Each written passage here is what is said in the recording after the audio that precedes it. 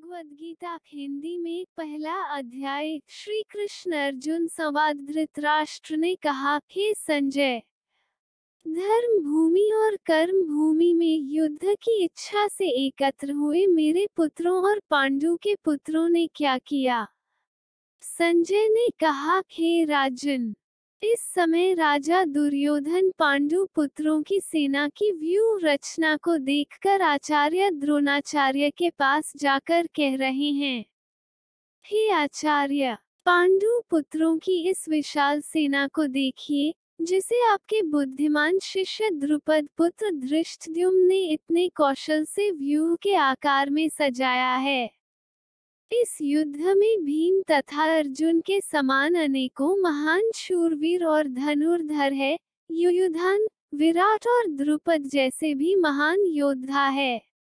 धृष्टकेतु, चेकितान तथा काशीराज जैसे महान शक्तिशाली और पुरुजित, कुंतीभोज तथा शाब्य जैसे मनुष्यों में श्रेष्ठ योद्धा भी है।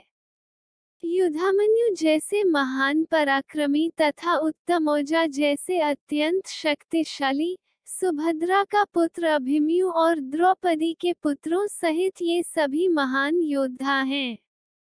हे ब्राह्मण श्रेष्ठ, हमारी तरफ के भी उन विशेष शक्तिशाली योद्धाओं को भी जान लीजिए और आपकी जानकारी के लिए मेरी सेना के उन योद्धाओं के बारे में बतलाता हूँ। हे ब्राह्मण श्रेष्ठ, हमारी तरफ के भी उन विशेष शक्तिशाली योद्धाओं को भी जान लीजिए और आपकी जानकारी के लिए मेरी सेना के उन योद्धाओं के बारे में बतलाता हूँ।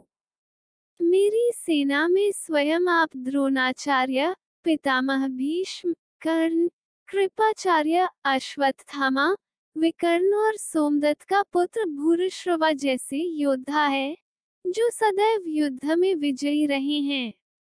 ऐसे अन्य अनेक शूरवीर भी हैं जो मेरे लिए अपने जीवन का बलिदान देने के लिए अनेक प्रकार के अस्त्र शस्त्रों से सुसज्जित है और ये सभी युद्ध विधा में निपुण है। इस प्रकार भीष्म पितामह द्वारा अच्छी प्रकार से संरक्षित हमारी सेना की शक्ति असीमित है, किंतु भीम द्वारा अच्छी प्रकार से संरक्षित होकर भी पांडवों की सेना की शक्ति सीमित है। अतः सभी मोर्चों पर अपनी अपनी जगह स्थित रहकर आप सभी निश्चित रूप से भीष्म पितामह की सभी ओर से सहायता करें। तब कुरुवंश के वयोवृद्ध परम प्रतापी पितामह भीष्म ने दुर्योधन के हृदय में हर्ष उत्पन्न करते हुए सिंह गर्जना के समान उच्च स्वर से शंख बजाया। तब कुरुवंश के वयोवृद्ध परम प्रतापी पितामह भीष्म ने दुर्योधन के हृदय में हर्ष उत्पन्न करते हुए सिंह गर्जना के समान उच्च स्वर से शंख बजाया। तत्पश्चात दूसरी ओर से सफेद घोड़ों से युक्त उत्तम रथ पर आसीन योगेश्वर श्री कृष्ण और अर्जुन ने भी अलौकिक शंख बजाए। तत्पश्चात दूसरी ओर से सफेद घोड़ों से युक्त उत्तम रथ पर आसीन योगेश्वर श्री कृष्ण और अर्जुन ने भी अलौकिक शंख बजाए। हे राजन, कुंती पुत्र राजा युधिष्ठिर ने अनंत विजय नामक और नकुल तथा सहदेव ने सुघोष और मणिपुष्पक नामक शंख बजाए। श्रेष्ठ धनुष वाले काशीराज और महारथी शिखंडी एवं धृष्टद्युम्न तथा राजा विराट और कभी न हारने वाला सात्यकी, राजा द्रुपद एवं द्रौपदी के पांचों पुत्र और बड़ी भुजा वाले सुभद्रा पुत्र अभिमन्यु आदि सभी ने अलग अलग शंख बजाए।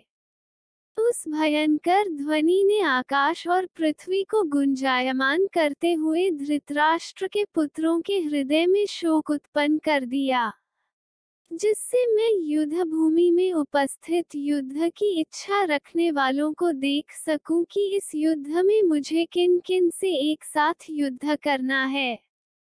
मैं उनको भी देख सकूं जो ये राजा लोग यहाँ पर धृतराष्ट्र के दुर्बुद्धि पुत्र दुर्योधन के हित की इच्छा से युद्ध करने के लिए एकत्रित हुए हैं।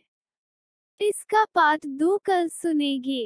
Please subscribe channel Saurabh SK2SH blog.